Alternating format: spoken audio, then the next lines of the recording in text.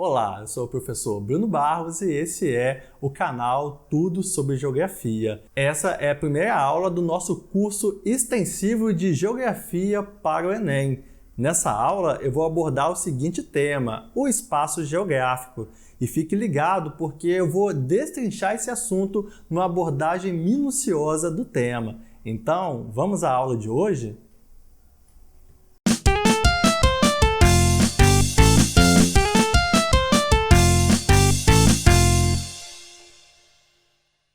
Na aula de hoje vamos falar a respeito do espaço geográfico. Você sabe o que significa essa expressão? Iremos estudar também os conceitos de lugar, paisagem e técnicas. Nessa aula vamos aprender tudo isso que você está vendo aí na tela.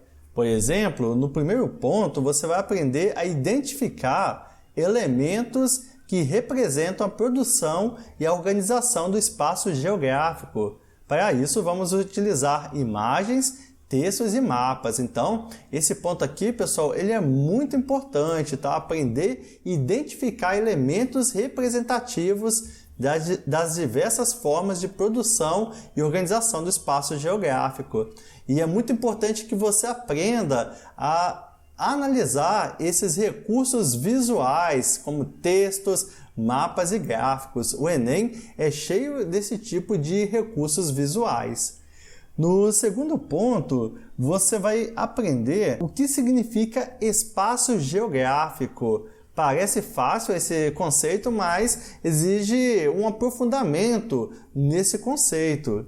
No terceiro ponto, você vai aprender como a ação humana, ao longo do tempo, modifica o espaço que vivemos. Então, você sabia disso? Que a ação humana, ela afeta o espaço onde nós vivemos? Então, nós vamos analisar isso no terceiro ponto, reconhecer a relação entre natureza e sociedade. No quarto ponto, você vai aprender a diferenciar o conceito de paisagem natural do conceito de paisagem humanizada. Você sabe o que é isso?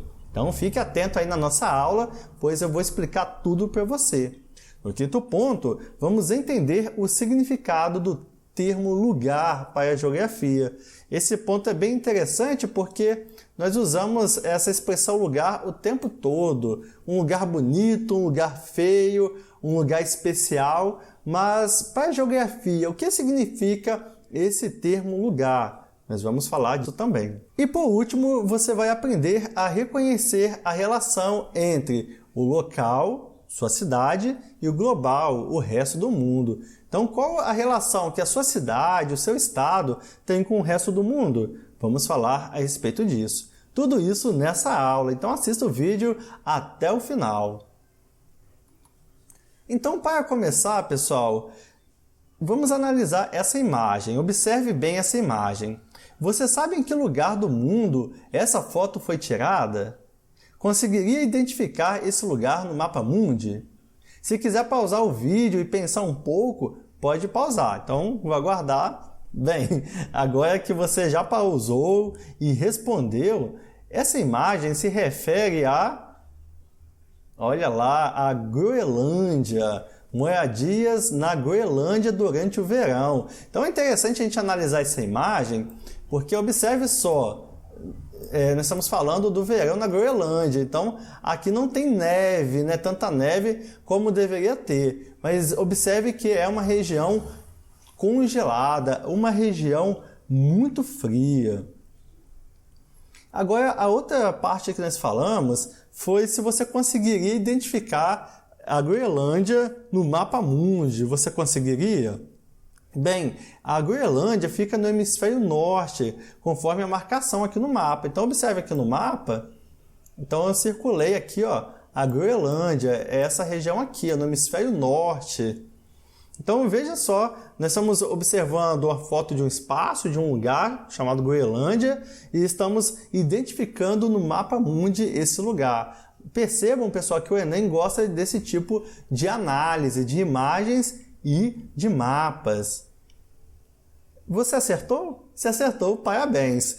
Mas, diante desse quadro, pessoal, surgem algumas perguntas. A partir da fotografia, podemos fazer algumas perguntas sobre o espaço representado na foto. Por exemplo, qual é a relação, ou melhor, qual é a população da Groenlândia?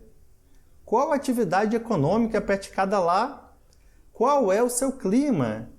É esse tipo de informação que a geografia tenta trazer para nós a partir dos seus estudos. Tá? E quando nós falamos de espaço geográfico, nós vamos tentar entender isso. Por que existem essas moedias aí na Groenlândia? Qual é a sua importância para o restante do mundo? Quais ações são desenvolvidas nessa região? Então, quando nós formos analisar o espaço geográfico, nessa aula, nós estamos falando disso tudo. E dentro do Enem, nós vamos falar muito do Enem, porque esse é um curso extensivo sobre o Enem. Nós vamos mostrar para você como você consegue usar esse tipo de conhecimento ao resolver a sua prova, ok? Então vamos seguindo com a nossa aula. Agora nós vamos falar a respeito do espaço geográfico, certo? Então vamos seguindo aí com a nossa aula. Então voltamos à pergunta: como podemos definir o espaço geográfico? Podemos dizer que o espaço geográfico é o resultado da relação local, regional e global entre a sociedade e a natureza. E é muito importante que você entenda esses conceitos. Por exemplo, quando a gente fala de local, o que é o local aqui, pessoal? O local é onde você mora, certo? Deixa eu ver se eu consigo escrever aqui onde você mora. Deixa eu ver se dá para escrever aqui, ó, porque eu estou usando o mouse para escrever onde... vai ficar feia a letra. Onde... Não vai dar para escrever não. Escrever assim, onde você mora. Vamos lá? Onde você... tá saindo. Tá, então, pessoal, vamos deixar bem claro aqui que quando nós falamos de local, é onde você mora, certo? Por que eu estou falando isso?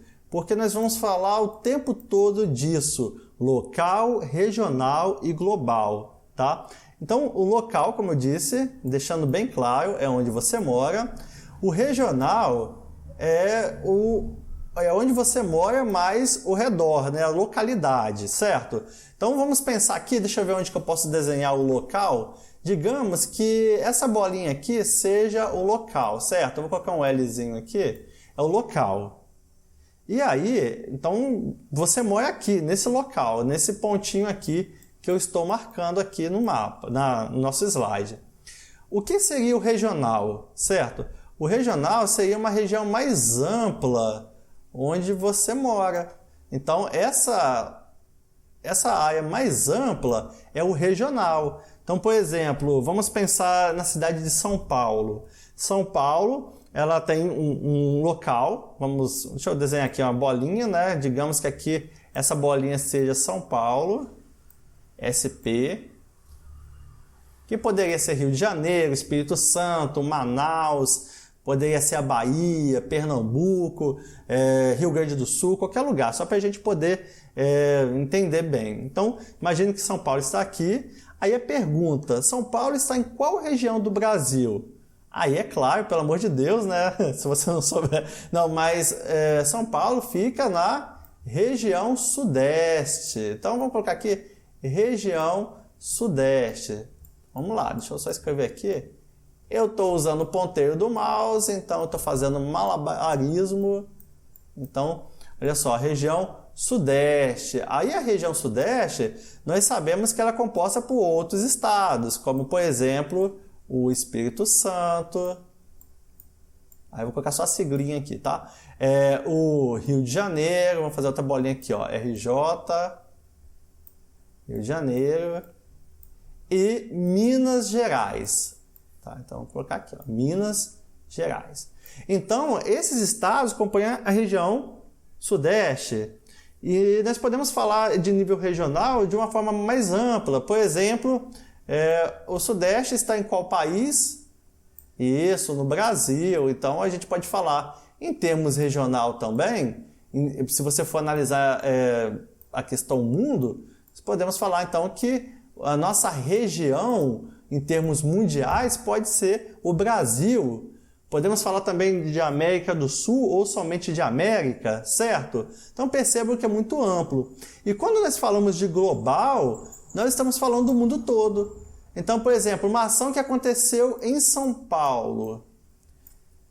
Como isso tem influência no resto do mundo? Ou como que São Paulo é afetado pelo resto do mundo? E assim por diante. Então, o espaço geográfico, voltando ao nosso conceito, é o principal objeto de estudo da geografia e é resultado da relação local, que nós falamos, onde você mora, regional, que pode ser a sua região, o seu país, o seu continente, e global entre a sociedade e a natureza. Então é isso que nós vamos falar dentro do espaço geográfico. Esse ainda não é o conceito, tá? Mais para frente, durante a aula, nós vamos definir o que significa espaço geográfico. Para entendermos o significado de espaço geográfico, é necessário aprendermos os conceitos de paisagem e lugar, certo? Então vamos ver esse conceito. Vamos começar pelo conceito de paisagem. Vamos falar agora o que é paisagem. Para muitos, a paisagem é basicamente aquilo que os nossos olhos podem ver. Então, quando você olha na janela do seu quarto, você vê uma bela paisagem. Quando você está voando, né, de avião e olha lá de cima, aquela bela paisagem, né, lá de cima. Ou talvez quando você está na praia e observa belas paisagens. Alguns podem definir assim, ok, mas para a geografia a gente precisa dizer mais. No entanto, podemos melhorar essa resposta dizendo que paisagem é o conjunto de elementos naturais e humanos compreendidos pelos sentidos, ou seja, observados, e no qual se manifesta a interação entre natureza e sociedade. As paisagens são fruto dos valores e da cultura dos povos ao longo da história. Olha que interessante essa afirmação. Vou até marcar aqui, ó, tá aqui, ó. As paisagens são fruto dos valores e da cultura dos povos ao longo da história. Essa afirmação é muito importante. Podemos, por exemplo, dizer ou falar a respeito das paisagens das cidades, que são construídas no lugar de florestas. E essas mesmas cidades sofrem mudanças ao longo do tempo, a partir do seu desenvolvimento econômico. Você concorda com essa afirmação? Você pode deixar a sua definição de paisagem aí nos comentários, tá? Vai ser muito legal saber como você define esse conceito. E dentro do conceito de paisagem, nós podemos falar de dois tipos de paisagens. Uma delas é a paisagem natural e a outra a paisagem humanizada, que nós também chamamos de espaço construído. Assim, podemos dizer que as paisagens podem ser naturais ou humanizadas. Você sabe qual a diferença entre elas? Observem as imagens. Essas imagens se referem às paisagens naturais. As paisagens naturais derivam de uma composição particular de elementos, como a formação geológica, o clima, o relevo, a hidrografia, os tipos de solo e a vegetação. Pode acontecer que no Enem, ou melhor, pode acontecer que o Enem queira saber se você sabe o que é um elemento natural. Pode cair uma questão querendo saber como algumas imagens, ou utilizando algumas imagens, e pedir para que você identifique os elementos naturais nas imagens, entendeu? Então, pode cair uma questão assim, ele vai te dar algumas imagens e pedir para você identificar o que são elementos naturais nessas imagens. Pessoal, os elementos naturais são basicamente, como o próprio nome diz, elementos da natureza. São árvores, são montanhas, rios, mares e por aí vai. Pelo amor de Deus, hein? Não vai se esquecer disso. Por exemplo, nessas imagens, são imagens mostrando a paisagem natural. São paisagens que não foram afetadas pela ação humana. Tá vendo aí? E os elementos naturais estão aí. Na primeira imagem nós temos flores, nós temos um rio, temos árvores, montanhas. A segunda imagem, ela é bem semelhante, então dá para perceber isso, né? São belas paisagens, né, por sinal. Certo? Então, paisagem natural ficou claro, né? São paisagens que não sofreram a ação humana. São paisagens que têm a ver com elementos da natureza. Certo? Muito bem. Agora nós vamos ver um outro tipo de paisagem. Observe aí. Então, vamos lá. Bem, se a paisagem natural tem a ver com os elementos da natureza, o que é uma paisagem humanizada? A resposta é bem simples.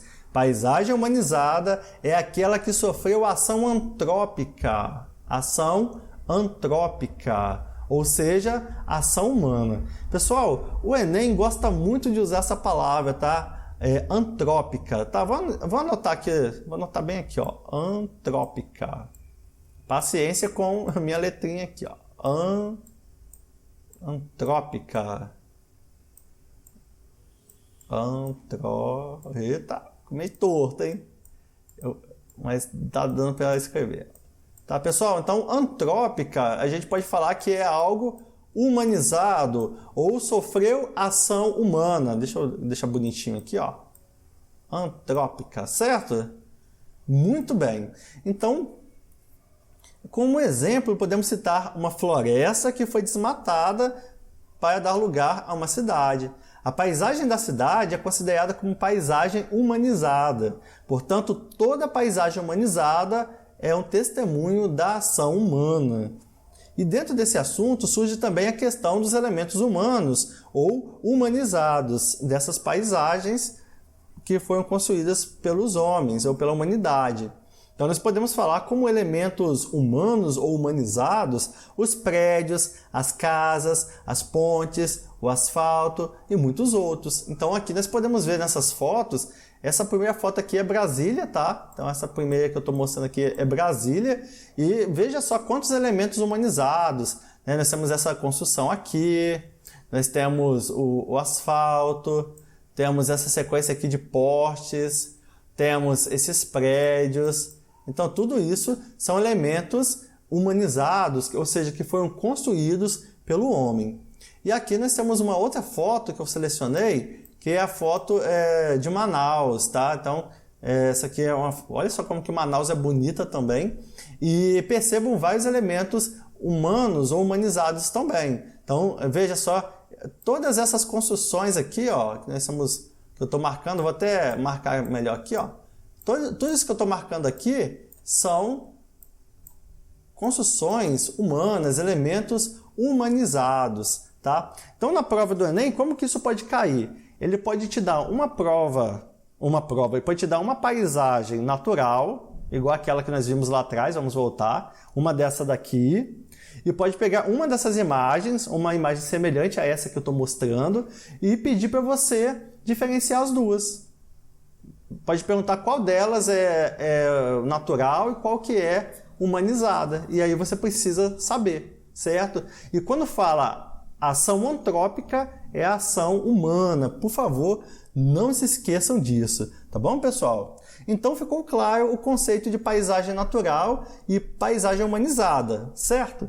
Bem, caso tenha ficado alguma dúvida, é só deixar aí nos comentários. Bem, vamos seguindo em frente. Vamos seguindo.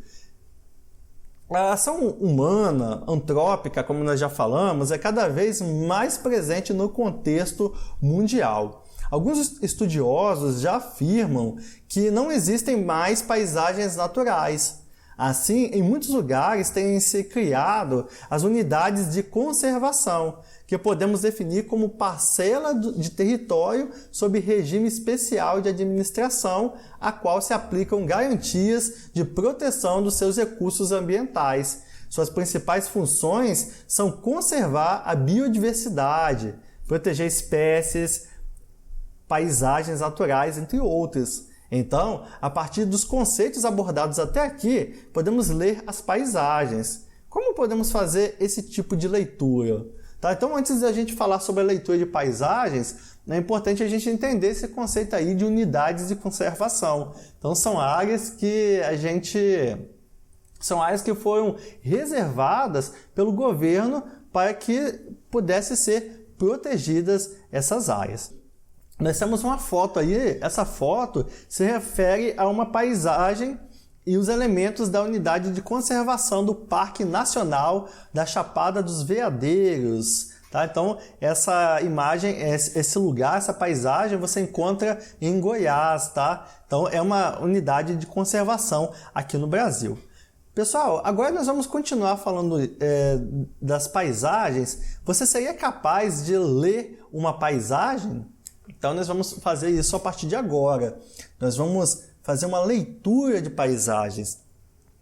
A leitura de paisagens. Quando fazemos essa leitura, o que devemos considerar? Bem, devemos considerar as inúmeras percepções realizadas pelos nossos sentidos em um dado momento.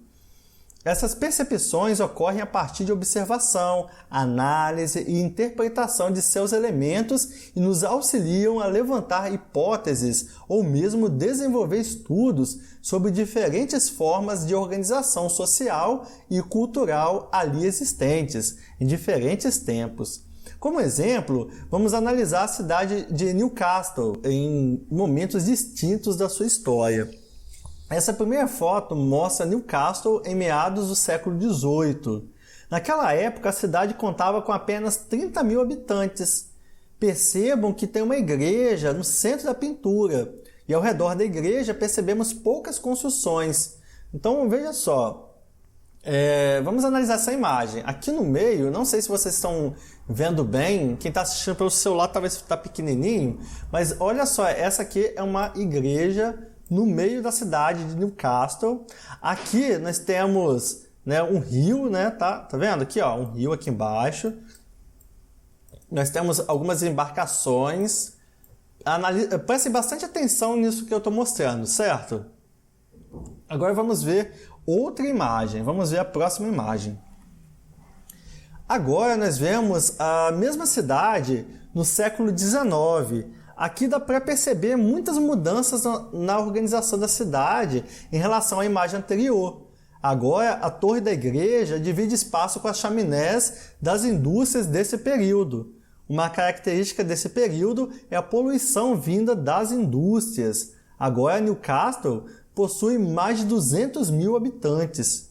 Em uma análise mais profunda sobre essa cidade, podemos falar sobre o seu desenvolvimento industrial, as minas de carvão e a possibilidade de escoamento da produção a partir do rio.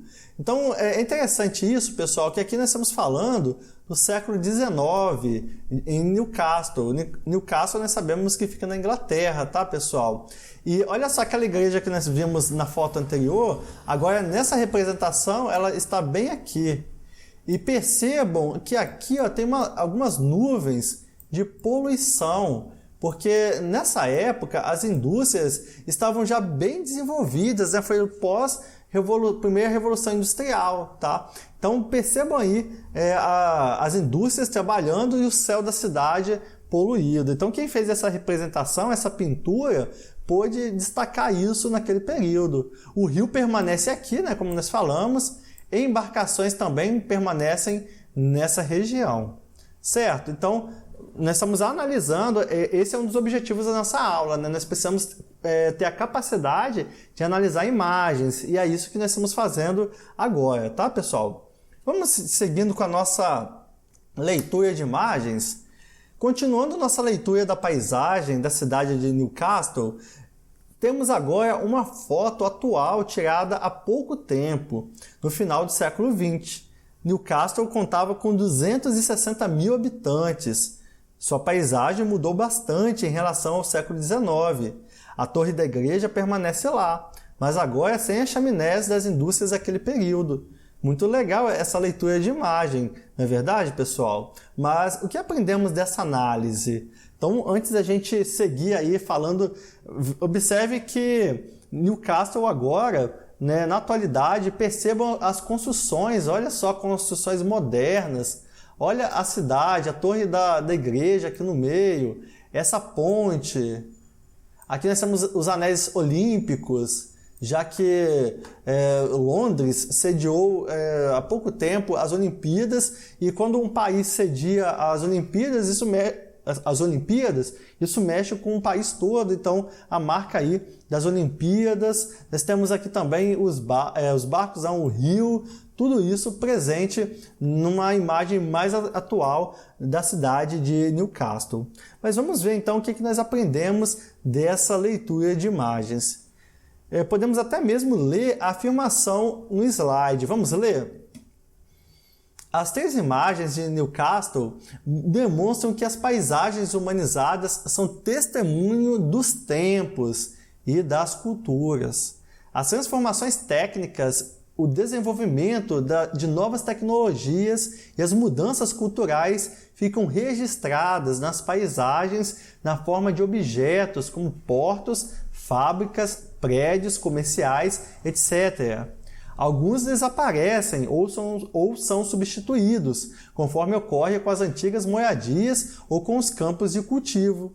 Outros objetos, no entanto, permanecem. A torre da igreja é um significativo exemplo de que as paisagens resultam de um complexo acúmulo de diversos tempos. E foi isso que nós fizemos ao analisar essas fotos da cidade de Newcastle, né? Nós vimos que a cidade se desenvolveu ao redor da igreja a partir da produção industrial. Tá? Então, dentro do Enem pode acontecer isso, vir uma sequência de imagens e pedir para você fazer uma leitura dessas imagens, mostrando as modificações que ocorreram ali ao longo do tempo. Certo? Agora vamos falar sobre um outro conceito. Trata-se do conceito de lugar. É comum usarmos o termo lugar para qualquer espaço do mundo, como, por exemplo, um lugar bonito, um lugar feio, um lugar quente, um lugar frio, e assim vai. No entanto, observe o significado de lugar para a geografia, o espaço no qual as relações cotidianas de fato acontecem. Trata-se do espaço próximo aos indivíduos, com o qual eles efetivamente mantêm relações de familiaridade e pertencimento. Nossos vínculos sociais, familiares e profissionais se processam nos lugares. Então, pessoal, lugar, ele não pode ser... O termo lugar não pode ser usado aleatoriamente. Percebam que para a geografia o termo lugar precisa ser um espaço com um significado especial para os indivíduos que ali vivem. Assim, o espaço onde vivemos passa a ser considerado como um lugar. Em um mundo conectado em redes, fenômenos globais como a expansão das redes de transporte e de telecomunicações e os fluxos de capital, ou seja, de dinheiro, interferem e afetam as relações sociais com intensidades diferentes e nos mais diversos lugares do mundo. Assim, com todas essas conexões, somos afetados direta ou indiretamente por aspectos da globalização. Como exemplo dessa influência global, podemos citar os campeonatos de futebol de nível internacional. Esses campeonatos são assistidos mundialmente e lá são expostas vários grupos étnicos, várias marcas de empresas e em muitos casos, alguns até torcem para times de outros países, como acontece, por exemplo, com times como o Barcelona, o Bayern de Munique, o Real Madrid, o Arsenal e tantos outros times que nós conhecemos que nem são daqui do Brasil. Como nós conhecemos esses times? A partir, então, desses campeonatos internacionais que passam na TV, na internet e todo mundo fica sabendo. Então, tudo isso tem a ver com esse conceito de mundo conectado que nós estamos falando. Assim, para a gente conseguir entender os fenômenos geográficos em curso no mundo globalizado, é preciso distinguir sua influência nas escalas nacional e global. Veja o conceito de escala nacional na tela. Escala nacional diz respeito à atuação dos estados nacionais, ou seja, países. O Estado Nacional é um mediador entre a sociedade nacional e a mundial. Sua atuação se manifesta na regulação interna das relações sociais e da produção econômica, assim como nos tratados e acordos com outros países. Isso aqui é interessante, pessoal. pelo seguinte: quando nós falamos de Estado Nacional, nós podemos citar as decisões tomadas pelo governo brasileiro, que geralmente tem influenciado todo mundo, todo o território do país em escala nacional. Então hoje, por exemplo, se discute a questão da Previdência, que é um assunto bem debatido, a questão das novas leis trabalhistas. Só que essas decisões já são tomadas em escala nacional. Então uma decisão que é tomada aqui, por exemplo, ela não afeta o povo argentino, o povo japonês e assim por diante. Afeta exclusivamente a nós brasileiros, ou seja, em escala nacional. Tá? Então, quando a gente fala de escala nacional, nós estamos falando de coisas que afetam o território brasileiro, certo?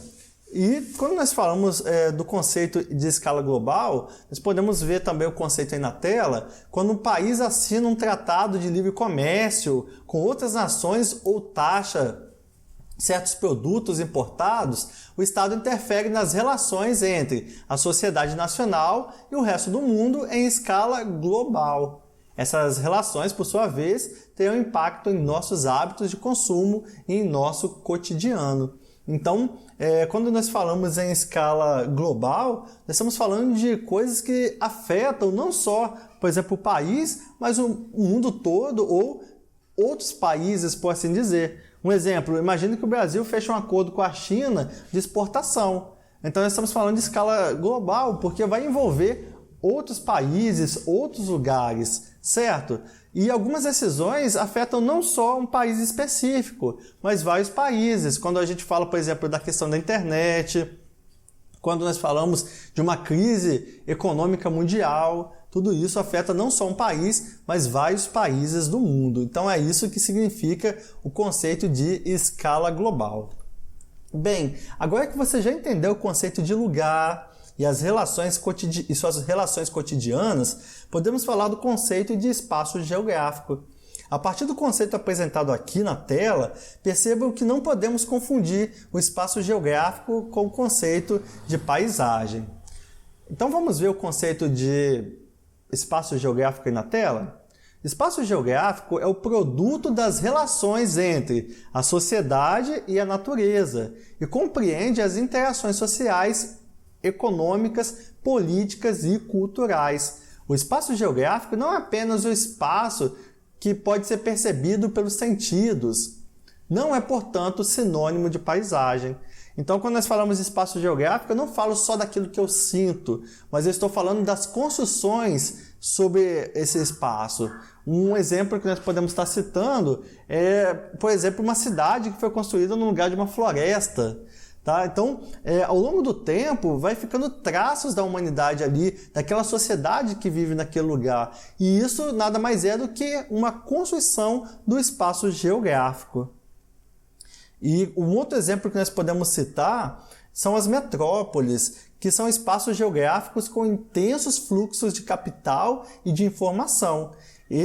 Elas concentram comércio, serviços, redes de transporte e comunicação. Então as metrópoles são excelentes exemplos de espaço geográfico. Se você voltar a 500 anos, vamos voltar 1000 anos nessa metrópole, você vai ver que talvez ali não tinha nada, tinha apenas uma floresta, que ao longo do tempo foi desmatada, deu lugar a um vilarejo, que posteriormente foi crescendo, até dar espaço a essa cidade, essa grande metrópole. Tá? Então veja aí os traços que foram construídos ao longo do tempo. Então o espaço geográfico é isso, é uma construção de sociedades sobre um espaço ao longo do tempo. Agora, vamos falar a respeito da técnica e a sua relação com o espaço geográfico. Acompanhe o conceito de técnica e como elas influenciam na construção do espaço geográfico.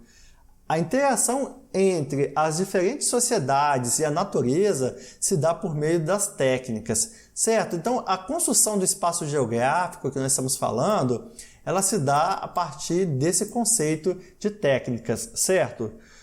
ou seja, o conjunto de habilidades desenvolvidas pelos seres humanos no decorrer de sua história com a finalidade de produzir objetos, ferramentas ou utensílios necessários à vida social, cultural e material de cada povo em determinado momento histórico. Então, só para vocês entenderem, por exemplo, voltando lá no exemplo da metrópole, digamos que essa metrópole que nós estamos falando, há muito tempo atrás, era o quê? Vamos lá, eram florestas, era uma floresta. Vou colocar algumas árvores aqui para a gente pensar nisso.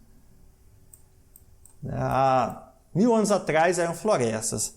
E aí o que aconteceu com essas florestas, pessoal? Com essa floresta, com essas árvores? Foram desmatadas, né? Infelizmente foi isso que aconteceu. E aí surgiu o que ali? Vilarejo, é assim que acontece. Então surgiram vilarejos e esses vilarejos deram espaços a várias casas, certo? E aí com o tempo, essas casas, o que aconteceu com essas casas? Elas se transformaram em vários prédios, como vocês estão vendo aí na tela.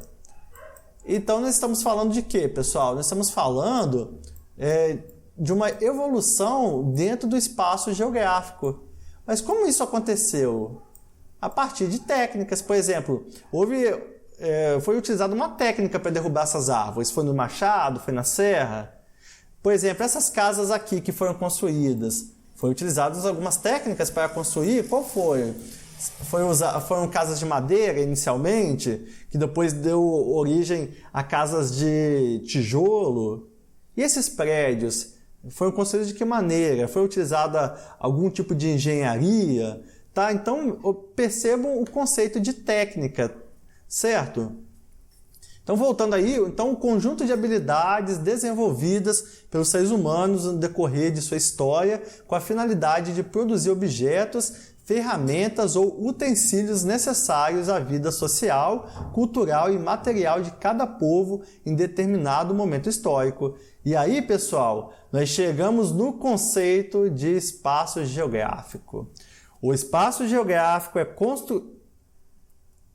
O espaço geográfico construído por cada sociedade reflete, portanto, o estágio de desenvolvimento dos meios técnicos alcançados.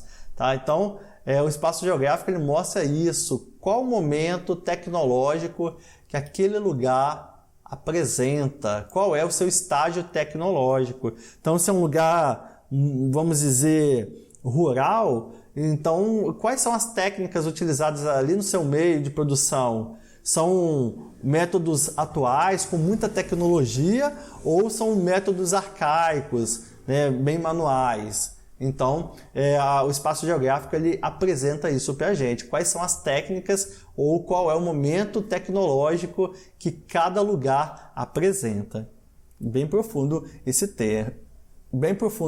tema, não é verdade, pessoal?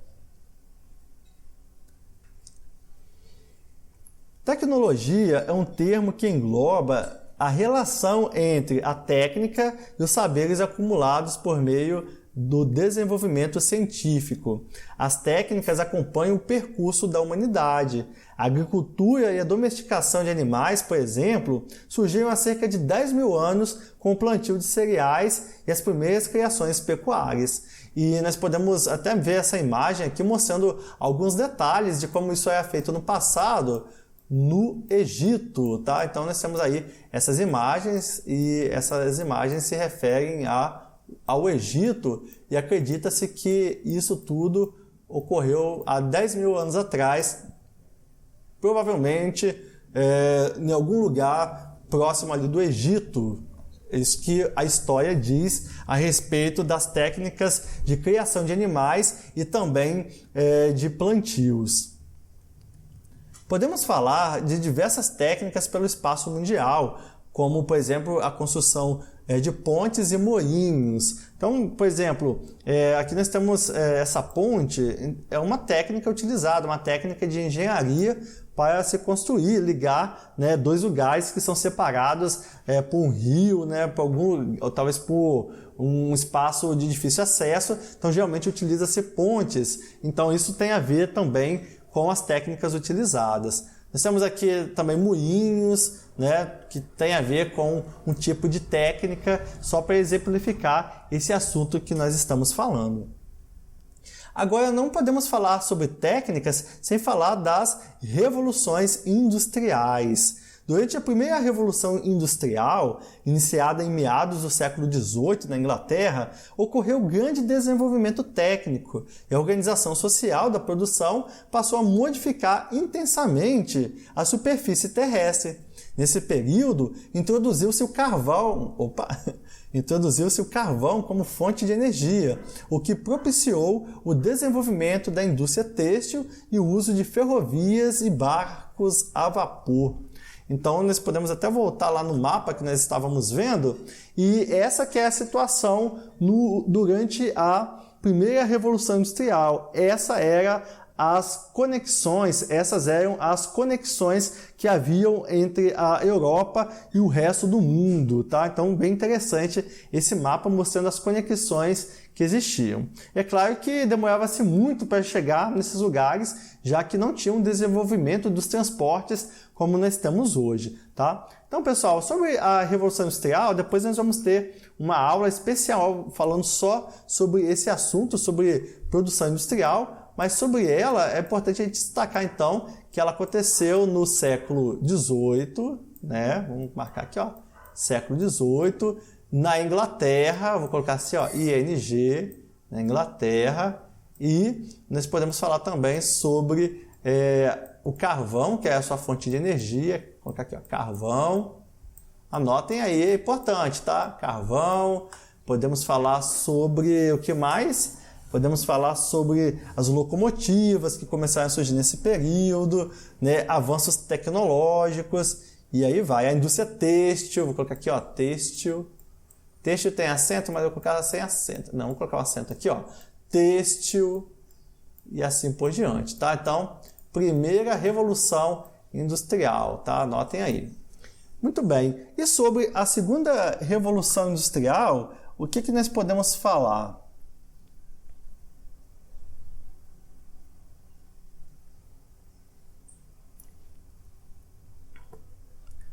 Então, sobre a segunda Revolução Industrial, a partir de 1870, podemos falar da segunda Revolução Industrial, período marcado pelo desenvolvimento de um conjunto de técnicas que ampliaram novamente a interferência da sociedade sobre a natureza e intensificariam a produção e o comércio mundiais. As inovações que marcaram esse período foram o uso da eletricidade, o uso do petróleo como fonte de energia, o uso do aço e do alumínio e o desenvolvimento das indústrias química e eletroeletrônica. Nesse período, podemos começar a usar o termo economia global, já que a participação da população de todos os continentes nos fluxos comerciais internacionais. Já que passou a haver a participação da população de todos os continentes nos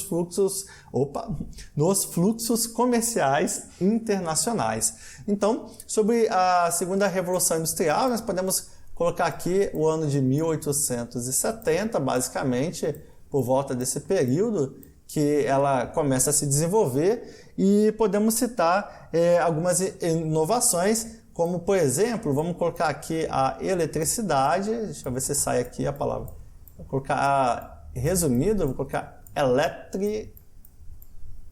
eletricidade, podemos falar também do petróleo, que a gente vai colocar só assim, ó, escrever assim, tem a ver com o petróleo, e também sobre o uso do aço, tá? Podemos falar do aço durante a segunda Revolução Industrial. E isso intensificou a produção e também o contato entre os países quando o assunto tinha a ver com a economia. Sobre a Revolução Técnico-Científica Informacional, que nós também podemos chamar de Terceira Revolução Industrial, vale lembrar que ela passou a se desenvolver a partir da segunda metade do século XX, Com o desenvolvimento da internet, da biotecnologia e a automação dos processos industriais, a economia mundial passou por mudanças significativas, globalizando cada vez mais o espaço mundial. Então, essa revolução técnico-científica e informacional, ela é baseada basicamente no século XX, né? Segunda metade do século XX, e nós podemos falar basicamente das novas tecnologias, como por exemplo a internet e outras. Então vou colocar aqui novas tecnologias, que são as que nós estamos usando atualmente. Inclusive essa aula, né, quem diria que vamos voltar ali a 20 anos atrás, se é possível a gente fazer um tipo de aula assim, com pessoas conectadas no Brasil todo, até no mundo todo, né? Opa, novas escrevendo errado, tecnologias, que eu estou falando e estou escrevendo. Novas tecnologias. Então, um tipo de curso extensivo como nós estamos falando agora, ver se seria possível há 20 anos atrás. Então, essas novas tecnologias, elas têm conectado os lugares, as pessoas, e isso tem facilitado bastante as nossas vidas. E aí nós podemos falar em espaço mundial globalizado. Tá? Mas sobre globalização e industrialização, revoluções industriais, nós vamos ter uma aula durante o curso, durante o ano, falando especificamente sobre esses assuntos. Aqui eu estou falando de revolução industrial para exemplificar as transformações que aconteceram no espaço geográfico com essas revoluções, certo? Muito bem, pessoal. Enfim, chegamos aí ao final dessa aula. Se você está aí até agora, parabéns. Isso mostra que você está interessado nas aulas, no nosso curso extensivo. São longas, mas são aulas bem completas, não deixei passar nada. É para você que realmente quer aprender. Então vamos à revisão da nossa aula? Será que você consegue definir mentalmente o significado de paisagem, lugar e espaço geográfico? Seria interessante você até pausar o vídeo e dar uma olhada aí nas suas anotações. Bem, já que você já fez isso, então vamos relembrar aí o que é paisagem. Então nós vimos que a paisagem é o conjunto de elementos naturais e humanos compreendidos pelos sentidos, ou seja, observados, e no qual se manifesta a interação entre natureza e sociedade. As paisagens são fruto dos valores e da cultura dos povos ao longo da história. Então, a paisagem, ela nada mais é do que aquilo que nós podemos observar e sentir. E nós falamos das paisagens naturais e as paisagens humanizadas. Aí, se você não lembra exatamente o que é isso, aí você volta lá nos minutos que falam sobre isso na aula, para você rever esse conceito, certo? Bem, nós falamos também sobre um outro conceito, que é o conceito de lugar. Você se lembra o que é o lugar? Então, a partir de hoje, toda vez que você for falar lugar, você vai lembrar desse conceito. O lugar é o espaço no qual as relações cotidianas de fato acontecem. Trata-se do espaço próximo aos indivíduos, com o qual eles efetivamente mantêm relações de familiaridade e pertencimento. Nossos vínculos sociais, familiares e profissionais se processam nos lugares. Então, resumindo, o que é o lugar? É um espaço que tem um significado especial para você. Pode ser a sua casa, a sua escola, seu trabalho, sua cidade, seu bairro e assim por diante, certo? E, finalizando, nós vamos falar sobre o último conceito que nós destacamos nessa aula, que é o espaço geográfico, que é o produto das relações entre sociedade e natureza e compreende as interações sociais, econômicas, políticas e culturais.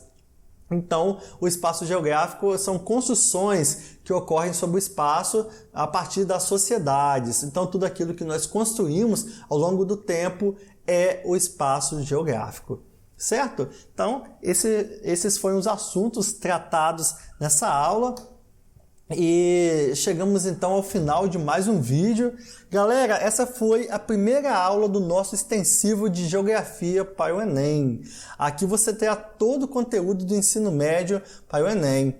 E observaram que foi muita coisa, né? A gente pegou destrinchou esse assunto aí de espaço geográfico. Então, para você que quer aprender, é um prato cheio, é uma aula que é para você assistir não só uma vez, é para você assistir várias vezes, até você compreender o assunto que nós estamos falando. É uma aula para você, se você é professor, mostrar para os seus alunos, indicar para eles. Se você está estudando, tem um coleguinha ali, um colega seu de escola que você acha que é interessado, que vale a pena estudar, indica o canal para ele ler também, estudar com a gente.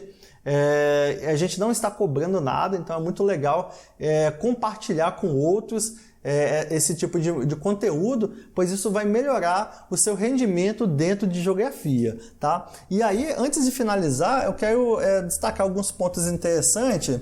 Por exemplo, na descrição desse vídeo tem um link com uma lista de exercícios baseados na aula de hoje, tá? Então, isso aqui é muito importante porque nessa aula eu não falei de exercícios, eu falei só sobre a parte teórica, certo? Então, os exercícios estão aí na descrição do vídeo. E se você estiver acompanhando o extensivo no início de 2018, do ano 2018, ainda nessa semana eu vou postar um vídeo extra com a correção dessa lista. E se você estiver assistindo do futuro, o link com a correção estará na descrição desse vídeo. Então tente resolvê-la. E caso você tenha alguma dúvida, basta deixá-la aqui nos comentários. Caso você deseje baixar esses slides, então agora a gente chegou aqui nesse quadradinho mais azul escuro. Então, caso você deseja baixar esses slides para usar nas suas aulas ou para estudar, tem um link aí na descrição do vídeo. Se você quiser ajudar financeiramente o nosso canal, basta clicar no link do nosso Apoia-se, que também está na descrição do vídeo. Lá você poderá ajudar o canal com o valor mensal que você desejar.